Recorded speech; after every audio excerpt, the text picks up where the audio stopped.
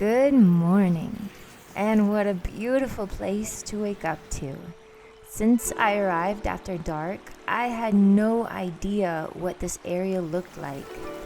For me, this is one of the best feelings, waking up in nature to the sound of running water and the birds.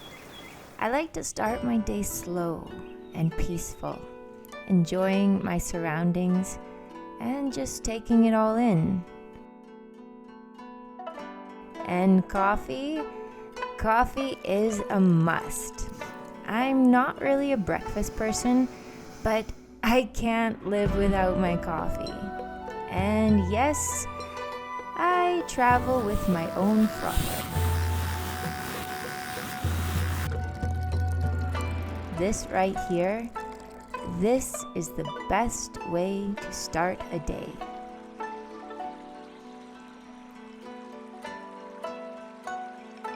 And I had a big day ahead of me.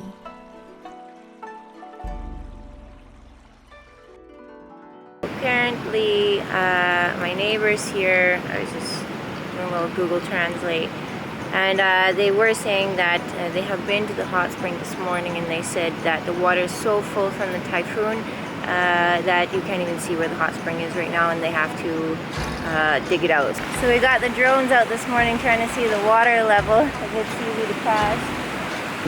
This too high? This hot spring? We weren't sure of the conditions of the hot spring or if it could be accessed, but I decided to give it a try. Alright, going on a little adventure here. I'm just gonna see if I can access the hot springs over here. And this is how I left my bike, with everything on it. So far from what I've seen, Taiwan is honestly the safest country with the most honest people. I feel completely confident to leave my things here, and I wasn't afraid at all that they would be taken. They have a huge camping culture here. I was so amazed with the setups people have. I was obsessed with this little fire stove made here in Taiwan. If I had more room on the bike, I would definitely travel with one.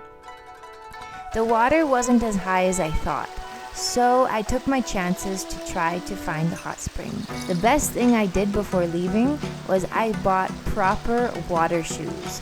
This is a must here in Taiwan.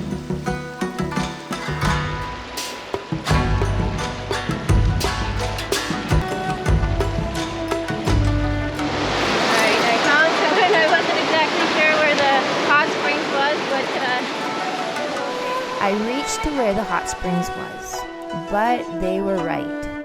The area was destroyed from the recent typhoon. Now the entire place was full of sand and the pools were ruined. I don't think this is normally how the hot springs looks from the typhoon. You can see all the sand that has come here. Oh, that's too bad. They showed me where the source of the hot water was coming from. It was very hot. That's very hot.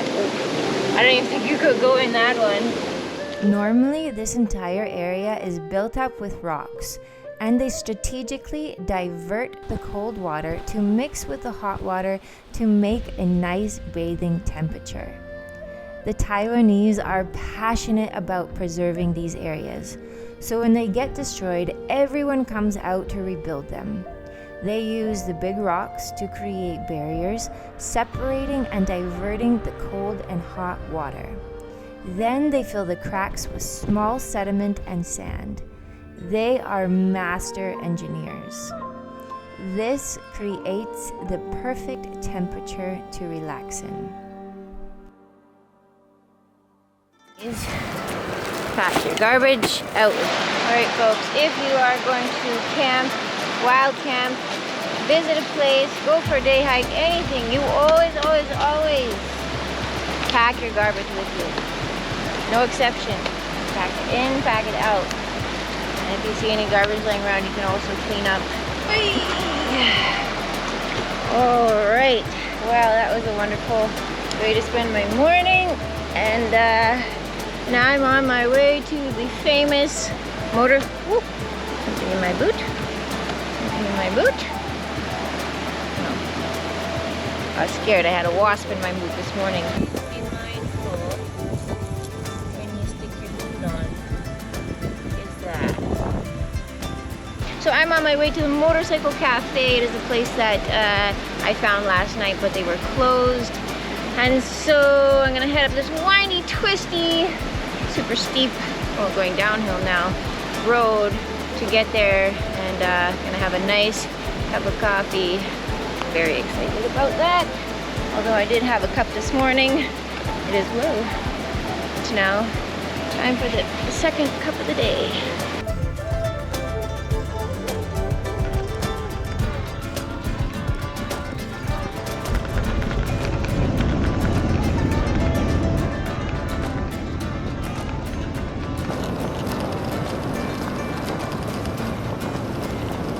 They're saying that there's a bunch of different rules, but it's saying like if you litter, it is a $6,000 Taiwan dollar fine, which is like it's over $200, a $250 fine. So it's really nice that they have signs up and that they enforce these things, so to keep the areas nice and neat and clean. The road was a lot easier to manage in the daytime, although it was still a little challenging because of how steep it was. I don't think you can tell in the video though.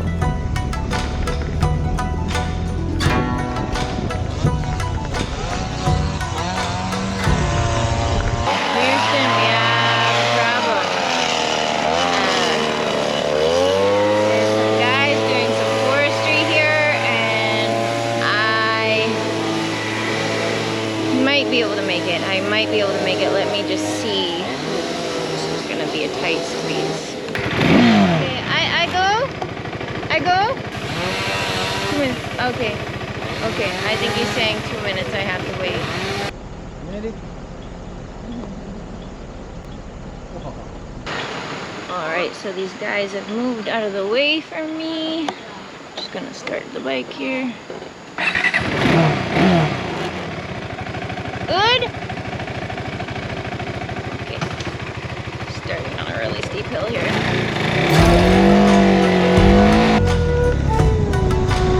Stay safe.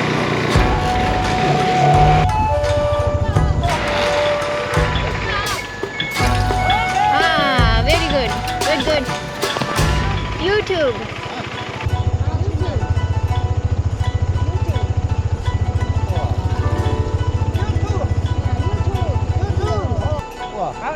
Make video Taiwan number one. Taiwan number one.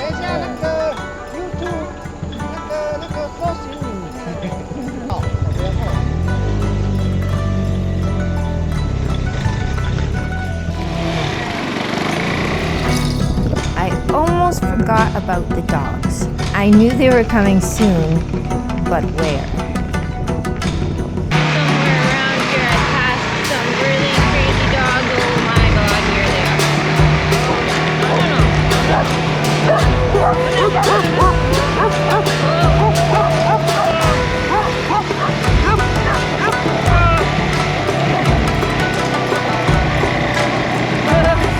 Let me put my feet up again.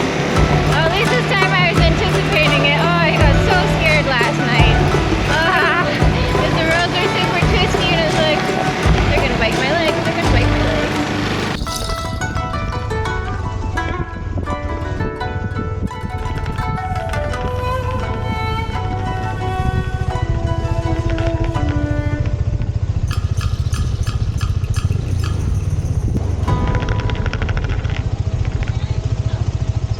Alright, I made it to the famous Motorcycle Cafe. I don't know if it's an actual motorcycle cafe, but a lot of bikers stop here, so I'm a biker. I'm gonna stop here and get some coffee. Before coming here, I had no idea that Taiwan was a huge natural producer of some of the world's finest coffees. A lot of places in the mountains grow and harvest their own beans. This was one of them. I stopped by specifically for this, and I wasn't anticipating what was to come next. This lovely group that had traveled down from the city invited me to join them for lunch. They had heard about me from the owners from the night before and were eager to meet me. I was told that Taiwanese love to share their food, and it was such a wonderful gesture. I'm always intrigued to try new things and fascinated by the way people do things. Here, they muddle the lemon in small cup of green tea and continually refill and enjoy it. I even got to try long yen, which is a famous fruit here, similar to the lychee. I was lucky that this group spoke a little bit of English. We laughed, enjoyed, and I shared my videos. I also came to learn that this fellow has a YouTube as well. When he was 70, he ran his very first marathon ever.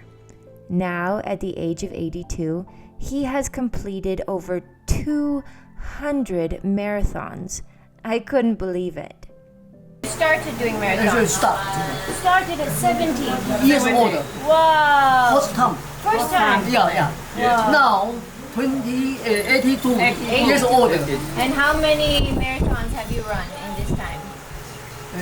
200 years old. 200 times. 200 times? Times, No. No. 200 times? 200 times. Yeah. Wow. This very strong. Very strong. Strong. Thank you. What is your best time? What is your fastest time? 42 kilometers. 42 kilometers? 4 hours. 4 hours. 50 minutes. Wow. Good job. Good job. Thank you. Good job.